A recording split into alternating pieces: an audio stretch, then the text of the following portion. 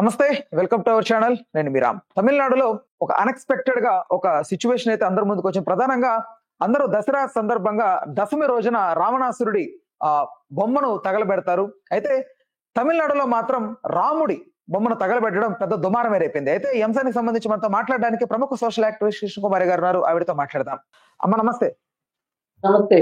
మా పెరియార్ వర్గానికి చెందిన వారు ప్రధానంగా ఇట్లా రాముడి బొమ్మను తగలబెట్టడం అందరూ కూడా అంటే హిందువుల మనోభావాలను దెబ్బతీసేలాగా ఉన్నాయని చాలా మంది వ్యాఖ్యానిస్తా ఉన్నారమ్మా. ఇది చాలా సెన్సిబుల్ సిచ్యువేషన్ ఇది. అయితే ప్రధానంగా ఇట్లా వాళ్ళు ఈ సోషల్ మీడియా మాధ్యమాలలో పెట్టడం అంటే ఎవరిని కొంచెం పోక్ చేయాలనో లేకపోతే ఎవరికి సందేశం అందించాలనో ఏంటి అసలు వాళ్ళ ఇంటెన్షన్? ఇక్కడ ఏం లేదండి, మన భారతదేశానికి సంబంధించి ఒక విషయం ఎప్పుడు కూడా చర్చ అదేంటి అంటే ఈ భారతదేశం మొత్తం కూడా ద్రవిడ దేశం. ద్రవిడులే పరిపాలించేవాళ్ళు. బయట దేశాల నుంచి ఆర్యులు అనేవాళ్ళు ద్రవిడుల పైన పోరాటం చేసి నెమ్మదిగా విభజిత పాకిస్తాన్, ఇప్పుడు పాకిస్తాన్ దేశం ఏదైతే ఉందో ఆ ప్రాంతంలో నుంచి భారతదేశంలోకి ప్రవేశించి వాళ్ళు అంటే ఆ ప్రాంతంలో నుంచి వచ్చారని, అంటే పాకిస్తాన్ వైపుగా భారతదేశంలోకి భూభాగంలోకి వాళ్ళు అడుగుపెట్టి క్రమంగా ఈ భారతదేశం చిన్న చిన్న చిన్న చిన్న రాజ్యాలుగా ఉండేది. ఒక్కొక్కరిని జయించుకుంటూ వాళ్ళు వీళ్ళందరూ కూడా ద్రవిడ వంశానికి చెందిన రాజులే. వాళ్ళందరినీ ఇక్కడ పెట్టి జయించుకుంటా ఆ ప్రజలందరినీ ఇలా ఇలా ఇలా ఈ చివరకు వచ్చేసరికి మన దక్షిణ భాగం, ఈ రోజు ఏదైతే దక్షిణ భారతదేశం అని మాట్లాడుకుంటున్నామో ఈ ప్రాంతం దగ్గరకు వచ్చేసేసి ఇక్కడ రావణాసురుడు అంటే ఇప్పుడు ఈ లంక ప్రాంతం ఏదైతే ఉందో ఇక్కడి నుంచి వీళ్ళు వచ్చేవాళ్ళు అనేది ఒక మనకి ఇక్కడ ఉన్న నానుడి అన్నమాట. ఇది చారిత్రక వాస్తవం కూడా. ఈ చారిత్రక వాస్తవంలో ఈ ద్రవిడులుగా ఈ దక్షిణ భారతదేశంలో మిగిలిపోయిన ద్రవిడులు ఎవరైతే ఉన్నారో వీళ్ళు ఎక్కువగా ఆ ద్రవిడ సంస్కృతిని ఆచరించేవాళ్ళు. మనం ద్రవిడులమే అని నమ్మేవాళ్ళు తమిళనాడులో ఎక్కువగా ఉంటారు. మన తెలుగు గాని, కన్నడ గాని, తమిళ గాని, మలయాళం గాని ఈ భాషలన్నిటికీ మాతృభాష కూడా ద్రవిడ భాషే. ఈ ద్రవిడ భాష నుంచే ఈ మిగతా భాషలు పుట్టాయి అన్నమాట. మనకు తల్లి భాష ద్రవిడ భాష. ఇది మనకి ప్రపంచానికి ఎప్పుడు అర్థమైంది అంటే ఈ మధ్య కమల్ హాసన్ వచ్చేసేసి తమిళ భాష నుంచి కన్నడ భాష పుట్టింది అన్నప్పుడు ఇది చాలా ఎక్కువ మంది చర్చించుకున్నారు. ద్రవిడ భాష నుంచి మనందరికీ తల్లి భాష ద్రవిడ భాష. ద్రవిడ భాషలో నుంచి ఈ భాషలన్నీ స్థానికంగా ఉన్న ప్రజలు అంటే మలయాళ ప్రాంతంలో ఉన్న వాళ్ళు మలయాళ భాష పుట్టింది, తెలుగు వాళ్ళది ఉన్న ప్రాంతంలో తెలుగు భాష, కన్నడ వాళ్ళ ఆ ప్రాంతంలో కన్నడ భాష, అలాగే తమిళ భాష పుట్టింది అనేది మాట వచ్చింది. అంటే మన ద్రవిడ సంస్కృతి గాని ద్రవిడ భాష గాని ఈ దేశంలో ఇప్పుడు ఈ హిందీ అని మనం మాట్లాడుకునేది కానీ లేకపోతే ఈ హిందీ తాలూకు చుట్టూ ఇంకా భాషలు ఏవైతే ఉన్నాయో అవన్నీ కూడా ద్రవిడ భాషకి భిన్నమైన భాషలుగా చెప్పుకోవచ్చు. ఇప్పుడు ప్రధానంగా చూసుకుంటే ద్రవిడుల యొక్క రాజు ఎవరు అంటే రావణాసురుడు. శ్రీరాముడికి ఈ రావణాసురుడికి జరిగిన యుద్ధంలో రాముడు గెలిచాడు అని మనం మాట్లాడుకుంటాం.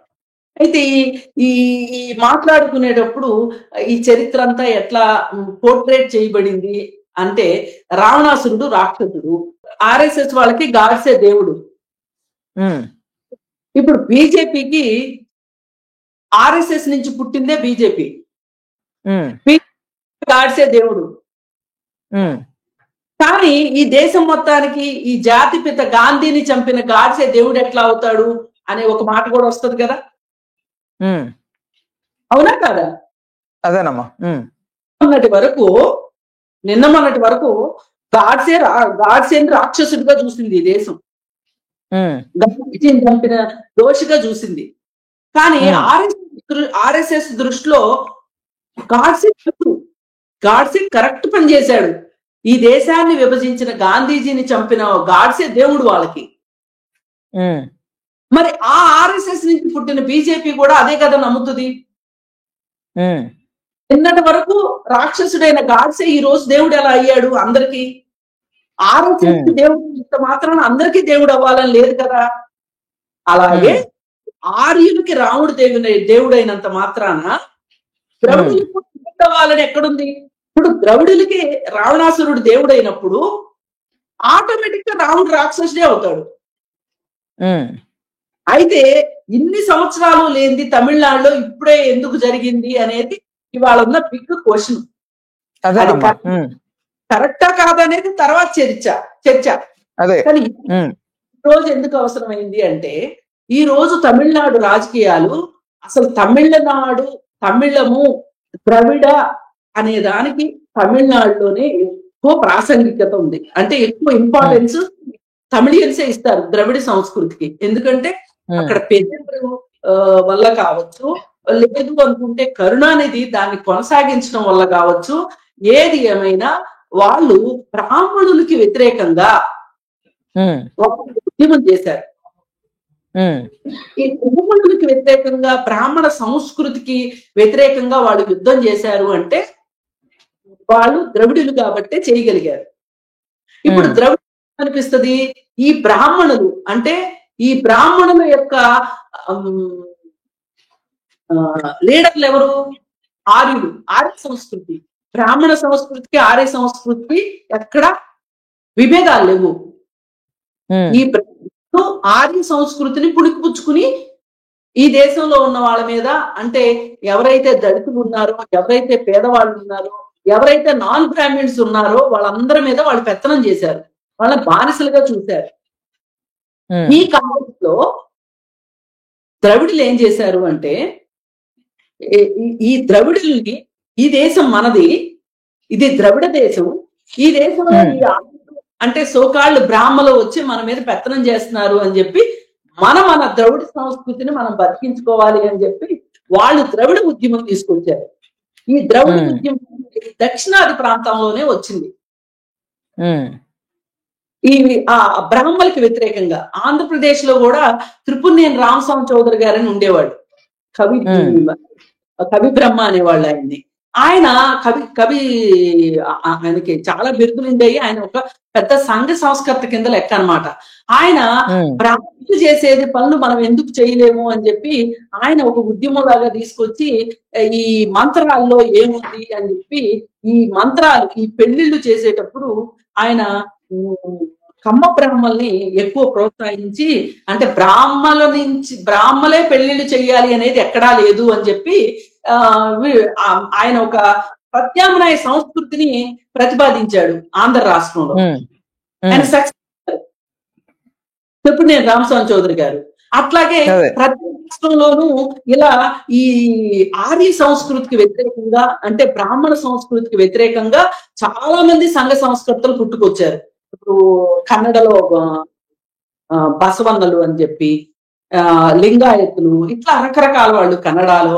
అలాగే కేరళలో నంబూత్రీలకి వ్యతిరేకంగా, ఆ బ్రాహ్మణ సంస్కృతికి వ్యతిరేకంగా ఒక కౌంటర్ రెవల్యూషన్ లాగా వాళ్ళు వాళ్ళకి వ్యతిరేకంగా ఒక ఉద్యమాన్ని తీసుకొచ్చారనమాట. తీసుకొస్తే తమిళుల గురించి ఈ రోజు ఎక్కువ మాట్లాడుకోవాలి అంటే పెరియార్ గారు దీన్ని బాగా పైకి తీసుకొచ్చి చెప్పేది ఒకటే, అసలు బ్రాహ్మణులని వాళ్ళు ఈ బ్రాహ్మణులు ఎవరినైతే ఈ దళితులుగా చూస్తారో వాళ్ళ శ్రమని దోచుకునే వాళ్ళలాగా వీళ్ళు పని పాట చేయకోకుండా 4 మంత్రాలు నేర్చుకొని వీళ్ళందరి మీద పెత్తనం చేసి వాళ్ళు సోమరిపోతుల్లాగా ఈ సమాజం మీద ఆధారపడి, పైగా వాళ్ళు ఏమి సంపదను సృష్టించకుండా సంపద సృష్టించే వాళ్ళ మీద పెత్తనం చలాయించి వాళ్ళు హీరోలుగా చలామణి అవుతున్నారు. ఈ దేవుళ్ళ సంస్కృతిని కూడా వాళ్లే తీసుకుని వచ్చి వీళ్ళకి ఆచారాలు, నమ్మకాలు, వీటన్నిటి మీద ఎక్కువ వాళ్ళని లొంగ తీసుకోవటానికి ఈ ఆచారాల్ని, ఈ భక్తిని, అలాగే పాపము పుణ్యము ఇవన్నీ తీసుకొచ్చి వాళ్ళందరినీ కంట్రోల్లో పెట్టుకున్నారు అనేది పెరియార్ గారి ఉద్దేశం. ఈ ఉద్దేశం ఆయన మనం వీళ్ళ పెత్తనం మన మీద ఈ బ్రాహ్మణ సంస్కృతి ఉండటానికి వీల్లేదు అని చెప్పి ఆయన చాలా పెద్ద పోరాటం చేస్తే అయ్యంగారులు అట్లాంటి వాళ్ళందరూ కూడా బ్రాహ్మణులు వేరే రాష్ట్రాలకు పారిపోయారు ఒక రకంగా తమిళనాడులో. మరి అయితే అలా కరుణానిధి గారు ద్రవిడ ప్రతి పార్టీకి ద్రవిడ అనేది ఉంటుంది ఫస్ట్ పేరు వాళ్ళు. అంటే ప్రజలలో మనం ద్రవిడులువి అనే ఒక ఆ ప్రైడ్ చూసారా, ద్రవిడియన్ ప్రైడ్ వాళ్ళని రాష్ట్రంలో పరిపాలన చేసే వాళ్ళకి, అంటే డిఎంకే పార్టీ కావచ్చు ఎవరైనా రాజకీయ పార్టీలకి ఆ ద్రవిడ అనేది ఉంటేనే వాళ్ళు ఇది మన పార్టీ అని నమ్మగలుగుతారు. అందుకని ఆ పేరుతోనే వస్తా ఉంటాయి అన్నమాట. ఏడిఎంకే వచ్చినా డిఎంకే వచ్చినా ఎవరు వచ్చినా సరే. ఇప్పుడు వచ్చిన విజయ్ అనే అతను కొత్తగా ఆయన ఒక పార్టీ పెట్టాడు. ఆయన ఒక పార్టీ పెట్టాడు కదా. ఈ పార్టీ పెట్టించింది బీజేపీ వాళ్ళే అనేది చాలా మంది నమ్ముతున్న విషయం నాతో సహా. ఎందుకు అంటే అతను దళితుడు ద్వారా ద్రవిడ అనేది తీసుకొని వస్తే గనక మనం అక్కడ సక్సెస్ అవుతాము. అంటే బీజేపీకి కావాల్సింది ఏంటి అంటే డిఎంకే పోటీ చేస్తుంది, అలాగే బీజేపీ పోటీ చేస్తుంది, అలాగే ఇప్పుడు విజయ్ పోటీ చేస్తాడు దళిత పార్టీ తరఫున, ద్రవిడ పార్టీ తరఫున అతను కూడా పోటీ చేస్తాడు. కొన్ని అతను చీలుస్తాడు. అంటే ఈ ద్రవిడ ఫీలింగ్ ఉన్న వాళ్ళ ఓట్లు వీళ్ళిద్దరూ చీల్చుకుంటారు, మాకు ఎక్కువ సీట్లు వస్తాయి అనేది బీజేపీ వాళ్ళ ఉద్దేశం. ఆ ఉద్దేశంతో వాళ్ళు విజయ్ని బాగా ప్రోత్సహిస్తున్నారు. అంటే పవన్ కళ్యాణ్ ఎట్లా పైకి తీసుకొచ్చారో బీజేపీ వాళ్ళు ఇక్కడ విజయ్ కూడా పైకి తీసుకొస్తున్నారు. ఈ పైకి తీసుకొస్తే ఇప్పుడు మొన్న గలాటా జరిగింది అక్కడ. ఈ గలాటా విజయ్ రోడ్ షో వల్ల 40 మంది ప్రాణాలు, 41 మంది చనిపోయారు. ఇంకా కొంతమంది తీవ్రంగా గాయపడి వాళ్ళకి శాశ్వత అంగవైకల్యం కానీ శాశ్వతంగా వాళ్ళకి అనారోగ్య సమస్యలు కానీ వచ్చే పరిస్థితిలో చాలా మంది ఉన్నారు అనేది మనకి ఈ రోజు ఉన్న విషయం. అయితే ఈ విజయ్ మధ్యాహ్నం 3ంటికి రావాల్సిన వాడు సాయంత్రం 7ంటికి వచ్చాడు. సరియైన పకడ్బందీ చర్యలు లేవు. వాళ్ళు 10,000 మంది వస్తారని చెప్పి పర్మిషన్ తీసుకుని 40,000 మందిని సమీకరించారు. అంతమంది జనాలు వచ్చే వరకు విజయ్ బయటికి రాలేదు. ఇవన్నీ ఈ రోజు మాట్లాడుకుంటున్నాం. కానీ బీజేపీ అన్నామలై ఏం చేశాడు, ఇమ్మీడియట్ గా ఒక స్టేట్మెంట్ ఇచ్చేశాడు, అసలు విజయ్ది తప్పే లేదు అని స్టేట్మెంట్ ఇచ్చాడు. ఎందుకు ఇచ్చాడు? ఇవాళ విజయ్ వాళ్ళకి ఉండాలి, బతికి ఉండాలి, వాళ్ళకి విజయ్ పోటీ చెయ్యాలి, విజయ్కి 4 ఎక్కువ సీట్లు రావాలి. ఇలా వచ్చిన సీట్లు వత్తాస్తోనే కదా ఇవాళ మోడీ ప్రధానమంత్రిగా ఉంది. ఇప్పుడు జగన్మోహన్ రెడ్డి కాదనరు బీజేపీ వాళ్ళు, ఓటమి ఎట్లాగో ఓటేస్తుంది, జగన్మోహన్ రెడ్డి ఓటేస్తాడు. జగన్మోహన్ రెడ్డికి కావాల్సిన సహాయ సహకారాలు వీళ్ళు అందిస్తారు. అది వాళ్ళ బీజేపీ వాళ్ళ స్ట్రాటజీ. దానిలో భాగంగానే వీళ్ళు ఎలివేట్ చేస్తున్నారు. అయితే ఇప్పుడు ఈ విజయ్ని తొక్కాలి అంటే డిఎంకే పార్టీకి అసలు అక్కడ ఒక ద్రవిడ సంస్కృతిని పైకి తీసుకురావాలి.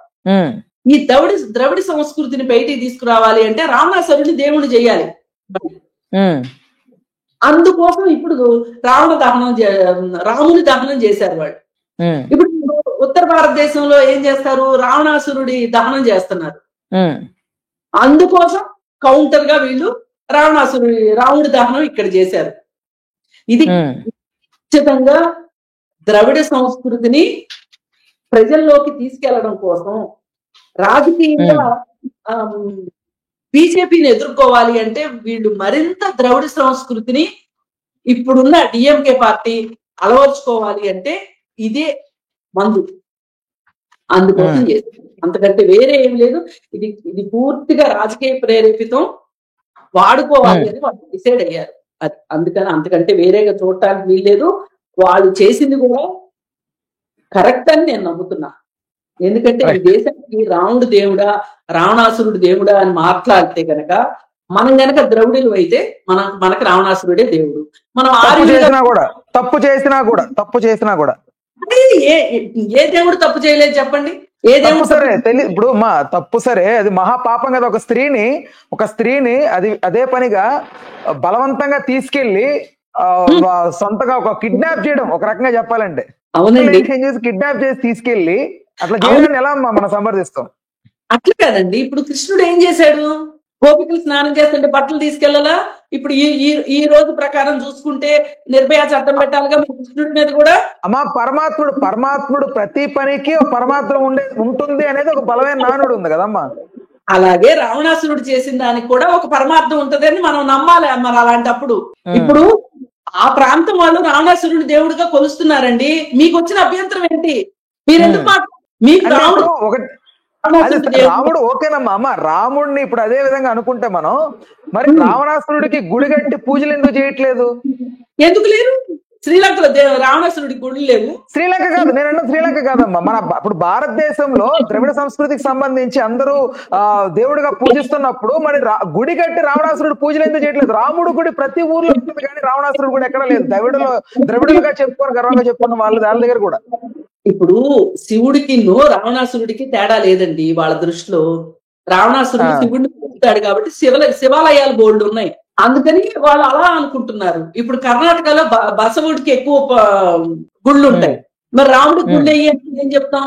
అందుకని ఈ చర్చ ఇది కాదండి.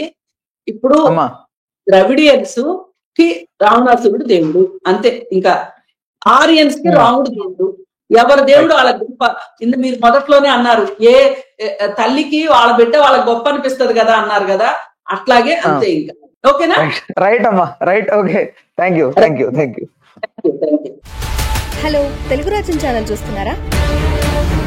సామాజిక రాజకీయ జీవన చిత్రణే తెలుగు రాజ్యం. అతిశయోక్తులు అసత్యాలు ఉండవు. రాజకీయ కోణం కాదు, ప్రజా కోణమే కొలబద్ద. తెలుగు రాజ్యం వీక్షణ మీ ఉత్తమ అభిరుచికి నిదర్శనం.